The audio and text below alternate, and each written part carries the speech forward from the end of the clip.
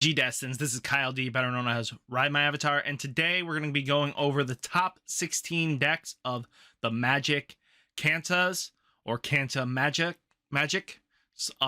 regionals that happened this weekend. Dan Vega took first place yet again, showing his dominance in this card game. So guys, without further ado, let's dive right in and see what we can take from this.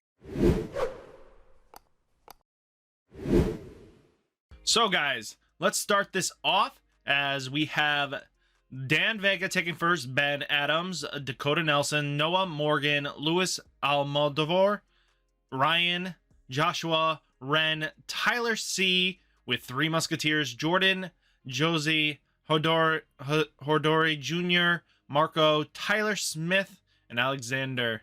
So they all played really good decks. I can see a very great variety. We have a few Gobblebons and a consistent on the Jesmons and a little bit on the security control, but the top 16 really looks pretty fresh.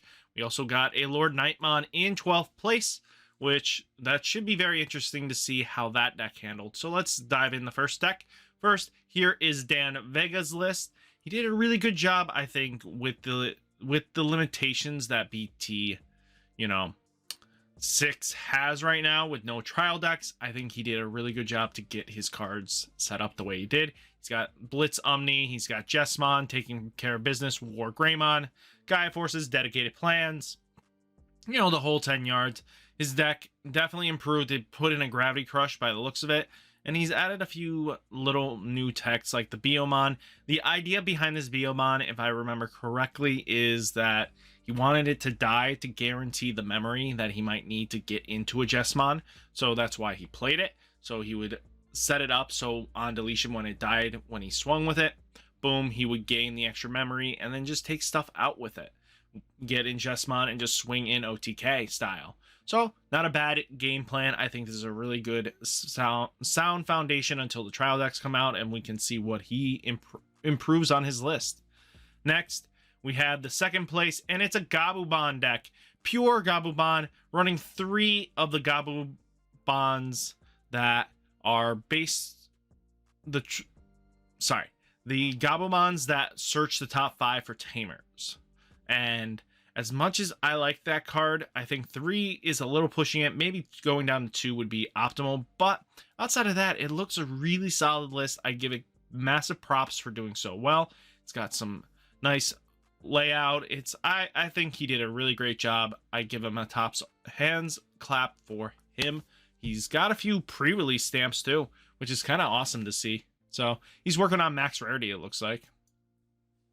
Next, a Rookie Rush list that I would never expect to see Rookie Rush doing so well. 3rd place, and has Mecha Norimon in this list to counteract the kind of lower end every deck kind of plays now. It's really good solid tech choice, I think. It's a smart play.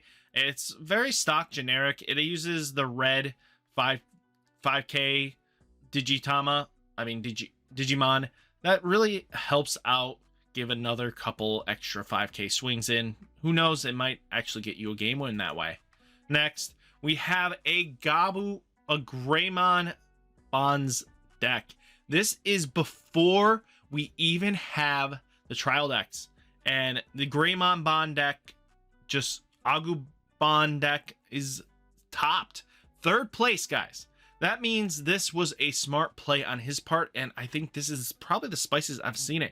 Happy Flying Bullet to round out and give you another option to delete some Digimon. I think that's a really smart play until you had access to the trial decks. This list is pretty spicy, and I think he did a really good job and made the right calls. I don't see any objections to this list. I think he did a smart plays. This is really good to get 4th place. Top clap to you, dude. Clap. I gotta give you credit here. I'm impressed. Next, we have another Gabubon deck, and I mean, it's not hybrid, but it looks like they're only playing 1 of the promo, which not a bad thing. I think the promo is overrated and it's just too much, but we got Kaitis Breaths, Rattle Stars, Hammer Sparks, Howling, Memory Booster. I see where the control aspect is. I like it. I like where it's going. It's got the Sora and Joe to keep resources low, so you can use Rattlestar to bring stuff to the deck. So it's not bad. Now we have 6th place, right? 6th place? Yep. 6th place is none other than, you know, Black Royal Knights. Black Royal Knights is really interesting in my opinion. It's amazing, I gotta say. Just to see it be able to top in this regional without having to rely on the Black Memory Booster is really good in my opinion, because that's rare to see.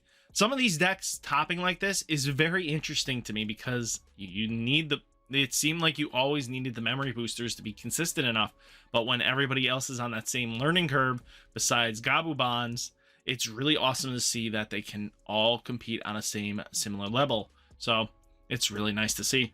Next here is a close to max rarity. I gotta say, this is pretty cool. I like seeing close max rarities. They use 3 of the Gabumon Tamer Searchers, not bad. Gabumon is really good. It's got that multiple attack syndrome. You know, it's just gonna do what the deck does. Next, another Jessamon list taking 8th place, using the Biomon promo and 4 Gilamons. Whew! Was not expecting that. I like that everybody's been teching at least 1 Gravity Crush in their Jessamon list. It's a smart tech choice. It goes the extra mile you need, and I think it's not a bad call. Next, we have the 9th place, and this is a 3 Musketeers list.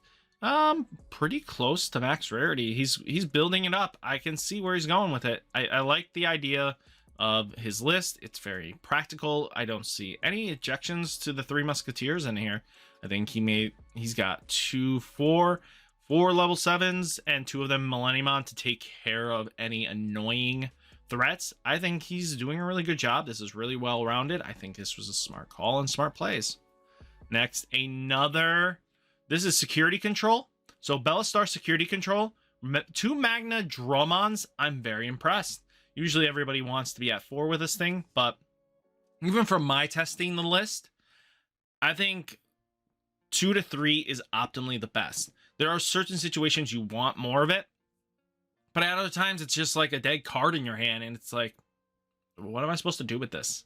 So I like where they went with this. This is a really smart play. I like the purple mat because it lets you recycle the Bellastar that you lose, and being able to use a mat to grab the Bellastar to give you another shot at it might give you enough so that they're especially in the mirror match, they might not have enough to take care of your stuff. And he's playing a full playset of Flying Bullet, which, whoo, would not expect that, but hey, you know what? It's a smart play. Ultimate Flare's at 2 because sometimes in the mirror match it's just useless. In some matchups it's just useless, but it's very practical list and I really like it. This can be actually even played even going forwards. I think it's smart plays. Next, let's take a look at it. Ooh, another Jessamon. Jessamon with 2 dedicated plans. No Gravity Crush, but hey, that's okay. We got 3 ties in here. Blitz Omnis, Volcandromon, Savior Hux. You know, just taking out names and ramming it into people's faces. I really like the list.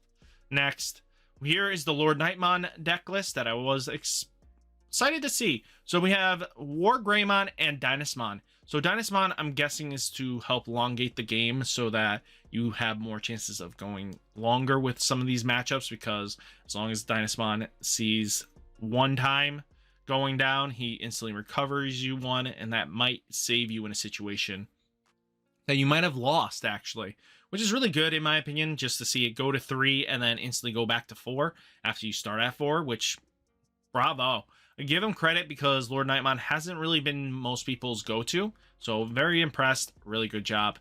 Next, we have another top deck here. So we got Security Control. So 4 Magna Dramons, you know, Zawart Defeats, Magna Angemons, Bushy Agu with Salamons with that. So this is the upgraded version of the one that was starting to top a little bit, where it played Bushy and Salamons at a higher count, so they had more rush options and more going at your face kind of style. So you had a lower curve, you didn't cost as much mana, you played them. If they are in the mirror match, you're going to be in a better spot, in my opinion. So it's really cool to see. There's no limitations here. I think this is a smart deck. It's really good. Next, we do have, First time I'm seeing one of these in a while. So we have Ancient Bonds. So Ancient Bonds is really nice. Gabumon here, Lobomons, Ancient Garurumon, Bonds of Friendship. It's just really solid. I think this is a good list. I don't have objections to it. Next, another security control. Tyler Smith ran it. So let's see. Sayokamon for the counters. Definitely using the lower end curve. I like it. And Kilimon for security. Digimon Surprise. I like it. Mistamons, Magna Angemons. I can get behind this list. Izzy Joe at 2. Izzy and then TK. I